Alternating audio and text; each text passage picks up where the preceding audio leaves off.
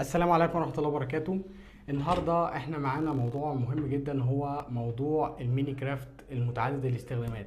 دلوقتي ما بقاش فيه غنى عن الميني كرافت لأي واحد بيشتغل في البيت او بيشتغل في اعمال النحت والحاجات اليدوية، الحاجات الصغيرة دي كلها ما يقدرش يعملها بالشنيور، حتى ولو ان كان الشنيور بيدعم البنط الصغيرة ال1.5 مللي، الا ان التحكم بتاعها ما بقاش كويس، غير ان الشنيور مش بيديله كل الاكسسوارات اللي ممكن يدعمها له الميني كرافت. طيب في حته الميني كرافت اختار ايه واشتري ايه على حسب استخدام انا ممكن انهي لكم الفيديو بمنتهى البساطه ان انا اقول لك اشتري الميني كرافت الدريمل، لان الدريمل افضل حاجه وبيدينا افضل اداء، حتى في الاكسسوارز بتاعته هو افضل حاجه. ده معروف ان براند دريمل هو اعلى حاجه في الميني كرافت، هو تبع براند بوش. بس مش كل الناس تقدر تشتري دريمل، فهو ده موضوع حلقه النهارده. افضل 3 ميني كرافت من وجهه نظر انا كشخص كنت بشتغل فيهم، بأرخص سعر بأفضل أداء. يلا بينا نبدأ فيديو النهاردة.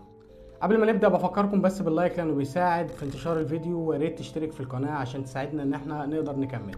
يلا بينا نبدأ فيديو النهاردة. أول ميني كرافت أنا برشحه معانا النهاردة هو الميني كرافت التوتال. بس أنا عايز أعرفكم حاجة، إن الترشيحات اللي احنا عاملها بالترتيب على حسب الأفضلية بالنسبة لنا. يعني أنا لو هشتري إيه؟ اخر حاجه في الثلاث اختيارات اللي معايا ممكن اشتريها هو الميني كرافت التوتال، او في خلينا نقول بمعنى تاني في المركز الثالث التوتال. انا بتكلم النهارده على الطقم الميني كرافت التوتال ال 130 واط السرعات، بيجي معاه 100 قطعه.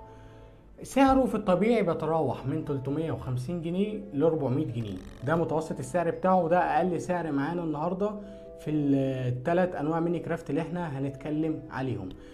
ليه هو اخر حاجه؟ لان هو مش متميز زي الماركتين التانيين، وان كانوا هم اعلى في السعر اللي انا هتكلم عليهم، لكنه بالنسبه لسعره بيديني اداء محترم جدا، وغير ان هو براند ليه ضمان وليه صيانه.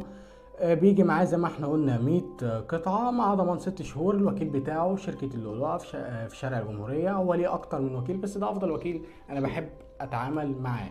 تمام، ده اول مرتبه معانا النهارده. الموديل بتاعه بالظبط تي جي 5010-32، زي ما قلنا ان هو 100 واط، بيجي معاه الوصله المرنه بتاعته، بس السرعات بتاعته تقليديه خالص، ما فيهاش حته الديجيتال اللي هي في الحاجات الجديده. في ناس بتشتغل في الحاجات الدقيقه جدا بتحتاج تتحكم في السرعه الى ابعد حد، فده تقريبا 7 سرعات بالظبط، ما فيهوش يعني السرعه بتاعته زي سرعه الشنيور العادي، انت بتتحكم ببكره كده، مش زي مثلا المرتبه اللي بعد كده واللي هي الكراون.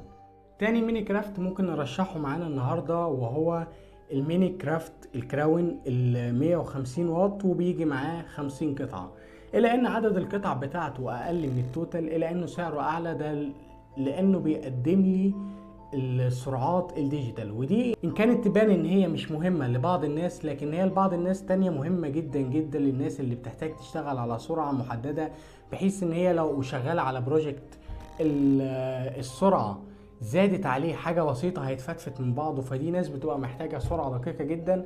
فعشان كده انا رشحت لهم الكراون، لان هو ده تقريبا الحاجه الوحيده اللي بيقدم لك سرعات في الفئه السعريه المتوسطه دي، غير ان هو بيجي معاه 50 قطعه والوصله المرنه، وبيجي معاه حاجه انا بشوفها ميزه، وهي الحامل بتاع الميني كرافت، بحيث ان انا مش محتاج اشيل الميني كرافت كله في ايدي، لا انا ممكن اوصل الحامل في الترابيزه واعلق الميني كرافت واشتغل بالوصله المرنه بتاعته، بتبقى اخف معايا، بتبقى اشبه بالقلم، فبتديني تحكم افضل وسلاسه اكتر وانا بشتغل. تمام، الموديل اللي احنا بنتكلم عليه النهارده هو سي تي 1342، ده سعره بيتراوح من 600 جنيه ل 650 جنيه. بيجي معاه ضمان 6 شهور. الوكيل بتاعه في شارع العباسية، شارع أحمد سعيد، وكيل اي بي تي.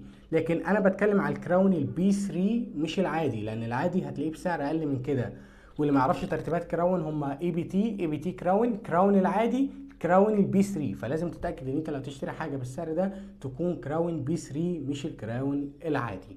اخر ميني كرافت معانا النهارده وهو الميني كرافت اللي لو انا هشتريه لنفسي واقتنيه عندي في البيت، هو الميني كرافت الام بي تي ال 160 واط سرعات 62 قطعه. واحنا هنا بنتكلم عن الموديل ام جي 160 3. تقريبا ده اصلا الموديل الوحيد من شركه ام بي تي في الميني كرافتات. للي ما يعرفش براند ام بي تي، هو براند محترم جدا، بالنسبه لسعره بيقدم لك ماتيريال عالي جدا واداء كويس جدا. ده غير ان الوكيل بتاعه شركه يونيمار. الوكيل ده كان وكيل بوش القديم، شركه محترمه جدا بتديك ضمان 6 شهور.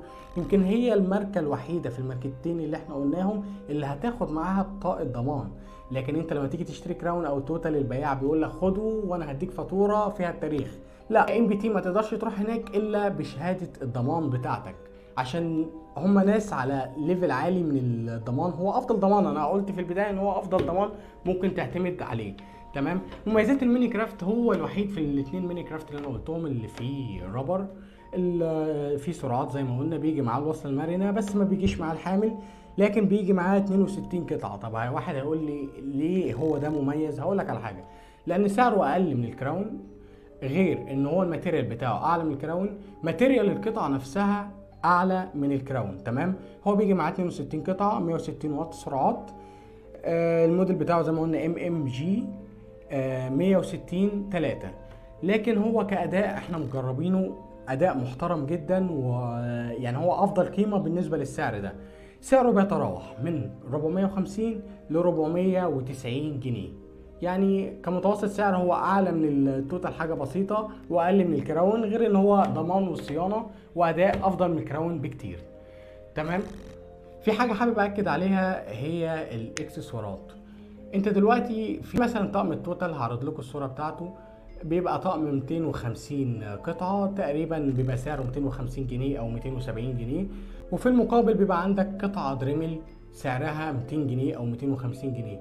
طب انا هفضل اشتري القطعه دي ولا اشتري الطقم ده؟ اقول لك على حاجه، انت دلوقتي لو واحد بتشتغل مثلا شغلك كله ببونطه التخريم، اكيد مش هتشتري الطقم كامل توتال عشان تشتغل بيها. ده غير ان هي في طقم التوتال الدريمل عمرها 10 اضعاف اللي موجوده في التوتال. فانا بالتالي لو محتاج اشتري البونطه دي بالاخص هروح اشتريها في دريمل، رغم ان هي اغلى وبتمن طقم كامل، الا انها هتعيش معايا مده اطول. فانا ما افرحش ان انا مشتري 250 قطعه وفي النهايه القطعه اللي انا عايزها هتبوظ، وبعد كده احتاج اشتري طقم تاني 250 قطعه. لكن لو انت شخص استخدامك خفيف، هات الطقم التوتال ده هيشتغل معاك كويس، بحيث ان انت شغلك متوزع على كل الاكسسوارات، مش اكسسوار واحد معين. لكن انت شغلك معتمد كله على اكسسوار واحد، لازم تجيبه دريمل عشان ما تخشش في دوامه ان انت كل 3 4 ايام عايز تجيب قطعه جديده. بس دي كانت كل حاجه الفيديو النهارده. ارجو لو عجبك الفيديو تقدر مجهودنا وتعمل لنا لايك وتشترك في القناه وتكتب لنا كومنت لو انت كان ليك سابق استخدام باي ميني كرافت من اللي احنا قلناهم، وقول لي ادائهم عامل ازاي في كومنتات، وهعرض الكومنتات بتاعتكم ان شاء الله في الفيديو اللي جاي عشان الناس تستفيد منها. والسلام عليكم ورحمه الله وبركاته.